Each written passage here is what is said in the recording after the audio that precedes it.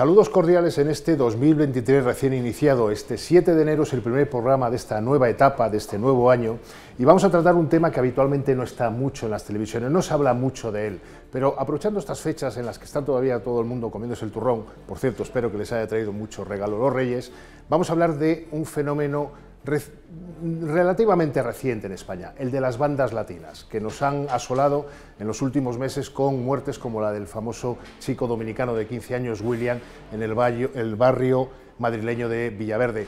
Es un tema complejo, es un tema en el que además se suele hablar siempre con medias palabras para no herir susceptibilidades.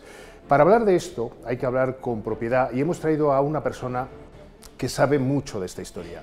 Se trata del inspector de policía del Cuerpo Nacional de Policía y portavoz de la Unión Federal de Policía, del sindicato, José María Benito. Encantado de tenerle con nosotros. ¿Qué tal? Yo también estoy encantado. ¿Cuándo empezó este fenómeno en España? Bueno, este fenómeno en España comienza fundamentalmente con la inmigración de familias latinas que se instalan en nuestro país, que vienen a trabajar, que vienen a formar parte de nuestra sociedad. Y son los hijos de esas familias quienes empiezan a tener contacto con sus colegas, por decirlo de alguna manera, en Hispanoamérica, en Sudamérica, y a raíz de eso montan, como si dijéramos, franquicias, sucursales en nuestro país, fundamentalmente Madrid, y fundamentalmente Madrid porque es en Madrid donde más inmigrantes de este tipo hay, sudamericanos, y por lo tanto donde más se puede sembrar este germen de las bandas latinas, ¿no? Ahora seguimos más adelante, pero quiero presentar a quien le va a hacer la réplica, que es nuestro corresponsal en temas de interior, tema de policía, Borja Méndez. Encantado de tenerte con nosotros. Hola Gaby, ¿qué tal? ¿Cómo es la cobertura de este tipo de fenómenos? Decía yo en la introducción que se suele hablar siempre con no medias verdades, pero sí medias palabras para no herir susceptibilidades, porque se trata de un colectivo muy determinado, de un colectivo inmigrante muy determinado, con una juventud muy determinada, y se trata de no estigmatizar a nadie. Tampoco lo vamos a hacer aquí, pero ¿cómo lo hacéis? ¿Cómo trabajáis con este tipo de información? Pues mira, desde hace unos años el fenómeno de estas bandas ha ido cambiando. Como bien dice José María, en un principio eran hijos de inmigrantes que querían abrir diferentes sucursales por ciudades de España. ¿Qué pasa? Que en los últimos años las bandas no solo están formadas por esos hijos de inmigrantes, han ampliado sus fronteras, ahora cada vez más están captando a jóvenes españoles. ¿Por qué? Pues mira, por el tipo de música que escuchan, por el tipo de vestimenta. ¿Qué tipo de música escuchan? Digo, pues principalmente el drill, el trap, toda esta música, esta cultura urbana, son movimientos latinos, con letras agresivas.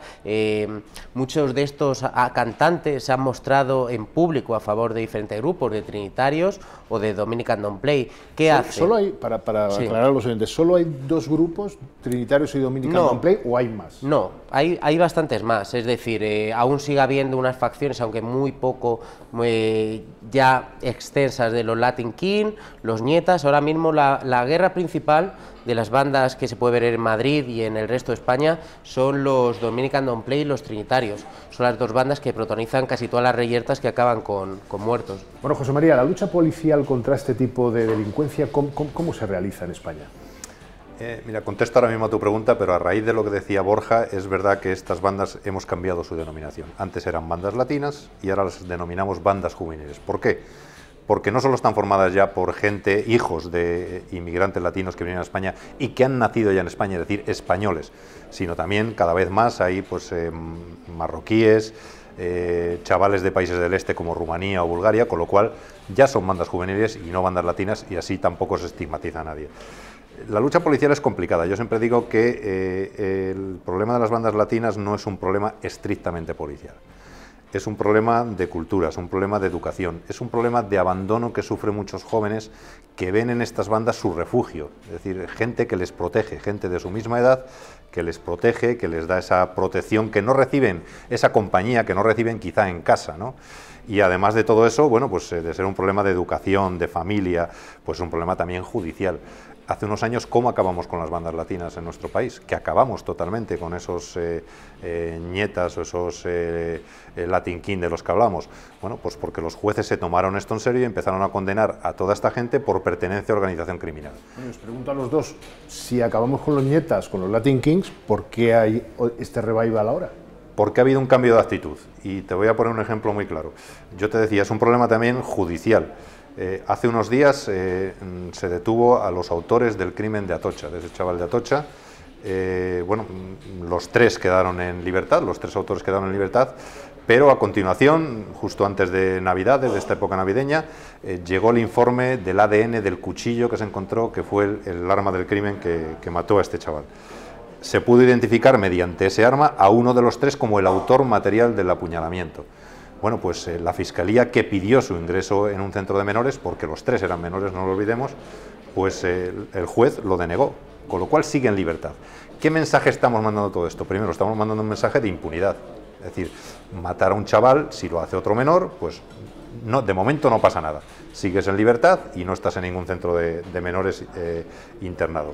Y además de todo eso, ¿qué es lo que sucede? Bueno, pues que este chaval y el resto de sus amigos pueden seguir cometiendo los mismos crímenes sin que haya una respuesta inmediata, sin que haya una respuesta judicial inmediata. Pues claro, aquí lo que está denunciando José María es una suerte de, no impunidad, pero casi, es decir, entran por una puerta, eso que se solía decir, sentimiento de que entran por una puerta y salen por otra, que tampoco probablemente sea así, pero bueno, la sensación que puede quedar en la opinión pública es esa. ¿Y por qué es así? ¿Hace falta cambiar la ley? ¿Qué ley hay que cambiar? No, a ver, no hace falta cambiar la ley, hace falta tomarse esto en serio. Es decir, esto no solo se lo tiene que tomar la policía en serio, esto se lo tiene que tomar, pues, como decía, todos los sectores en serio, y la justicia también. Es decir, si hay un chaval, por muy menor de edad que sea, que ha matado a otro a cuchilladas, ese chaval no puede estar en la calle, no puede estar en libertad, tiene que estar en un centro de menores, que es como dice la ley del menor, reeducándose y esperando a que se celebre el juicio en el que será seguramente condenado porque las pruebas que hay son suficientes. Claro, mientras esto no sea así, ese sentimiento de impunidad pues va a existir. Como dice José María, ese sentimiento de impunidad también lo saben los propios líderes de las bandas. Los cabecillas de los DDP, de los trinitarios, de los diferentes coros, usan a los menores de edad para cometer delitos, para los robos, para los homicidios, para las caídas, para todo. ¿Por qué? Pues mira, primero porque a esos menores saben que perfectamente en semanas van a poder volver a delinquir, y luego porque son muy manejables psicológicamente estos menores. Cuanto más jóvenes, más manejables, y usan sus métodos de captación de que somos una familia, te vamos a proteger, aquí todos vamos a una, para que ese menor se sienta protegido y no vea cómo son de graves los hechos que está cometiendo. En ese sentido, desde mi desconocimiento absoluto, entrar en ese círculo tan cerrado, casi sectario, debe ser muy complicado para los profesionales de la seguridad.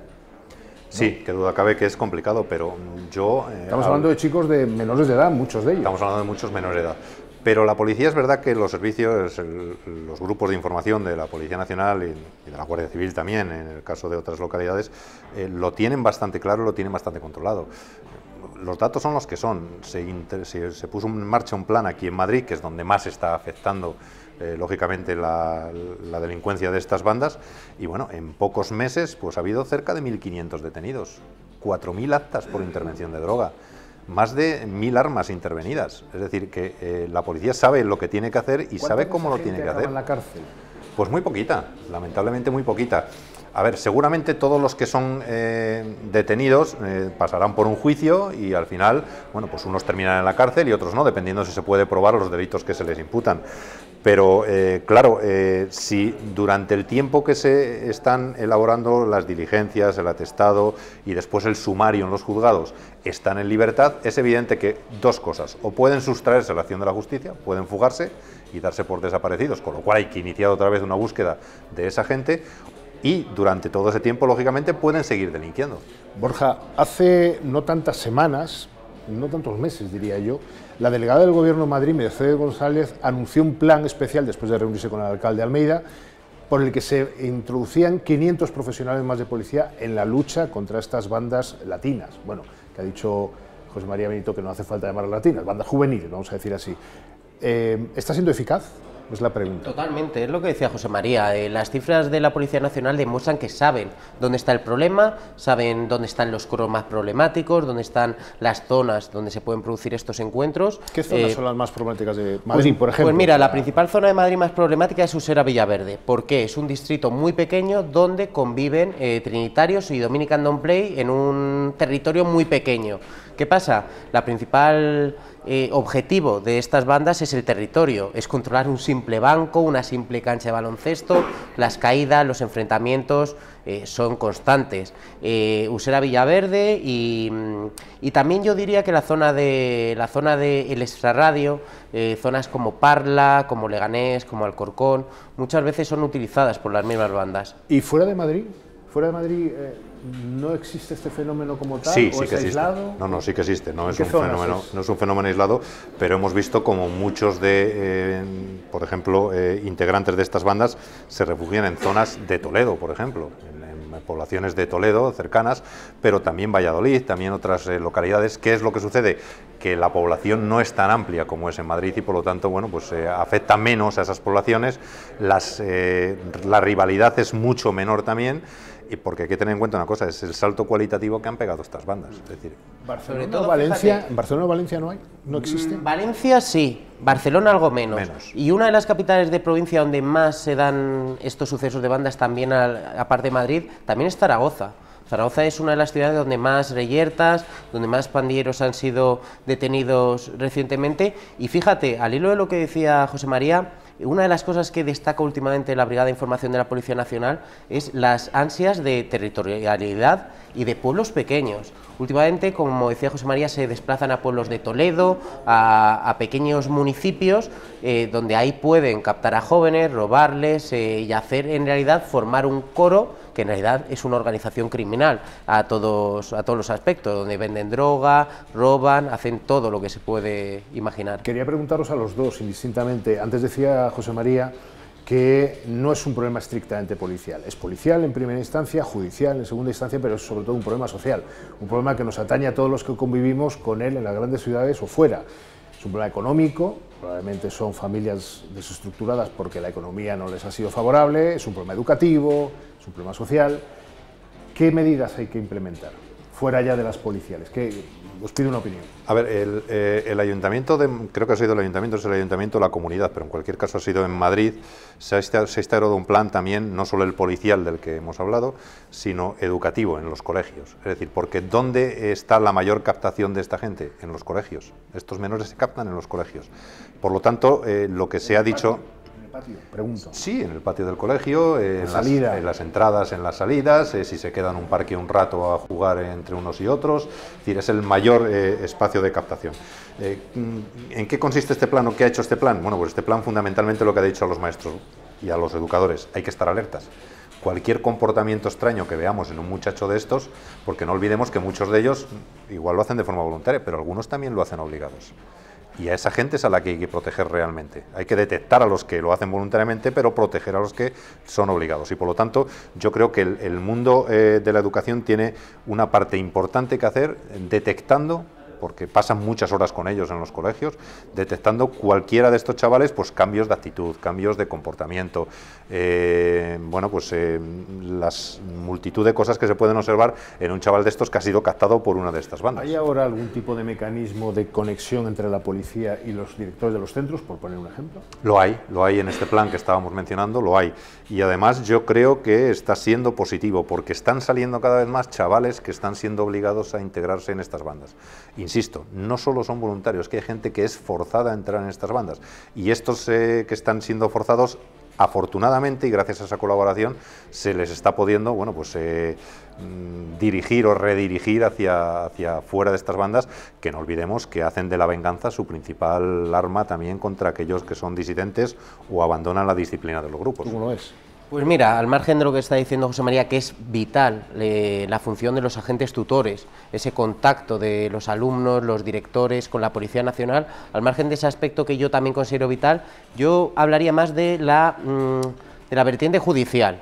A principios de diciembre conocimos la primera condena en Madrid a un pandillero de prisión permanente revisable por el asesinato de un menor en 2016. Un trinitario participó en una caída y en un machetazo mató a un menor.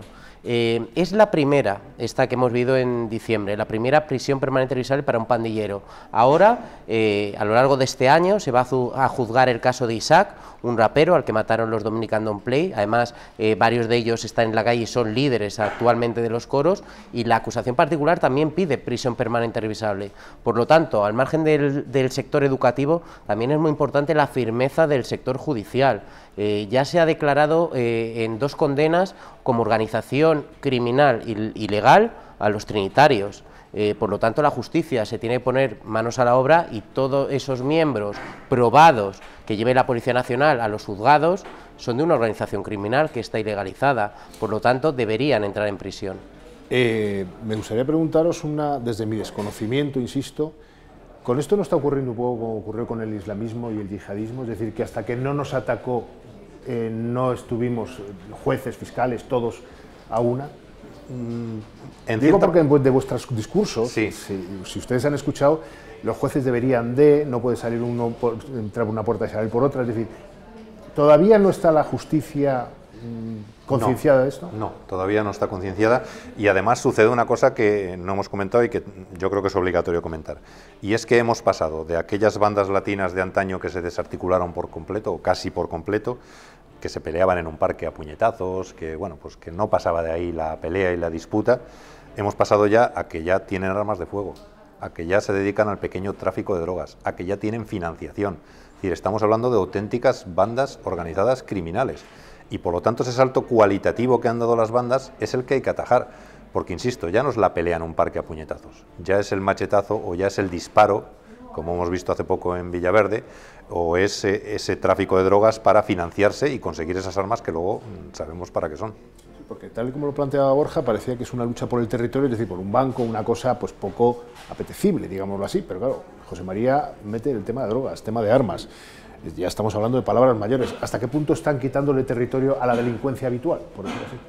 Bueno, son delincuentes habituales, es decir, la delincuencia habitual no se dedica a pegar un tiro a un chaval joven que está sentado en un parque.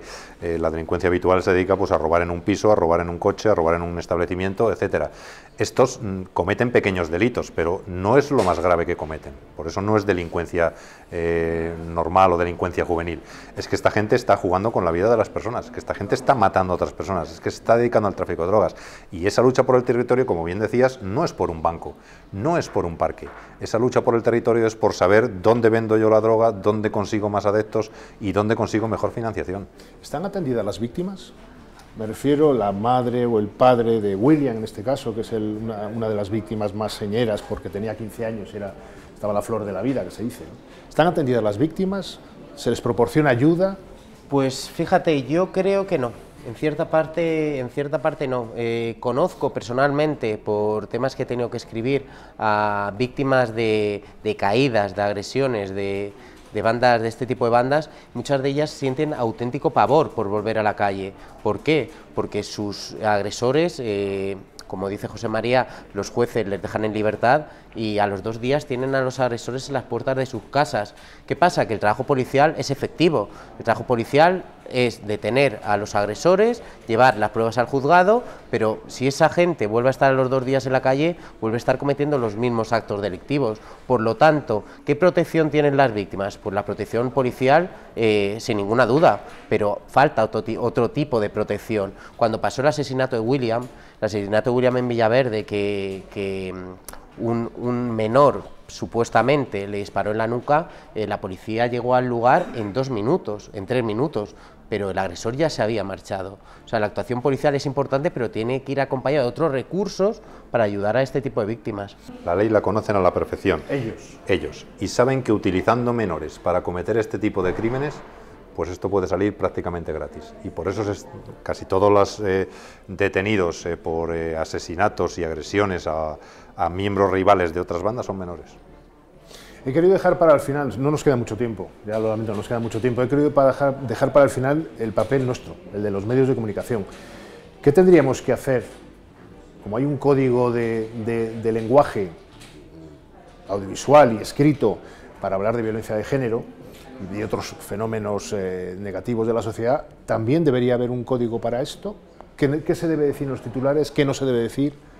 ¿Hay algo de...? Yo creo, y lo digo sinceramente desde fuera, es decir, sin ser periodista, yo creo que se están haciendo las cosas bastante bien, porque no se está ocultando la realidad, que es lo peor que podía pasar, que se ocultara la realidad y decir, bueno, de esto de las bandas vamos a dejarlo aparte, mejor no meternos, mejor pasar por alto muy de soslayo, sino que se está, bueno, hay concienciación en los medios de comunicación y por lo tanto en la sociedad de que este es un problema real que tenemos en nuestro país y que afecta de manera muy especial a Madrid, por ejemplo, pero yo creo que se está haciendo bastante bien. Es decir, no hay que ocultar la realidad, eso es lo fundamental, hay que decir las cosas como son, llamar a las cosas por su nombre y denunciar lo que estamos haciendo nosotros hoy. Es decir, que además de la policía, los jueces se lo tienen que tomar en serio, los educadores se lo tienen que tomar en serio, las familias se lo tienen que tomar en serio y es la única forma de atajar esto. Borja, cierras tú. Yo terminaría por esa palabra exacta que ha dicho José María, las familias.